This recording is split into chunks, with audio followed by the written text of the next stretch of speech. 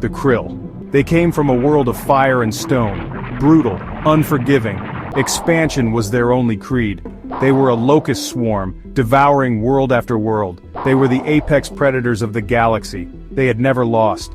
Each subjugated species was folded into the Krill hegemony, forced to pay tribute, forced to serve, forced to obey. To defy the Krill was to be destroyed. Entire star systems were razed to make an example. The galaxy trembled. They were masters of genetic manipulation. They twisted the very building blocks of life. Creatures became weapons. Worlds became fortresses. The Krill believed themselves to be evolution's pinnacle. They were wrong. Humanity. A young species confined to a single planet. Unremarkable. Or so the Krill thought. Their sensors detected a new developing world, ripe for the taking. The Krill arrived in orbit, a silent black shroud over the blue planet. They expected fear. They expected submission. They received neither. Humanity, it turned out, was different. They looked at the Krill, at their overwhelming might, and saw a challenge. The Krill attacked, expecting a swift victory.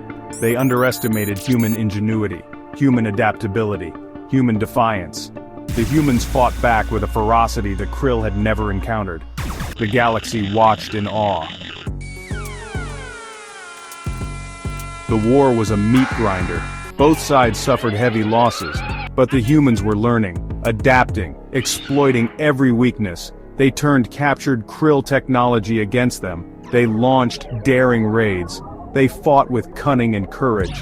The Battle of Epsilon Eridani was a turning point. Outnumbered, outgunned, the humans held their ground. They lured the Krill fleet into a trap.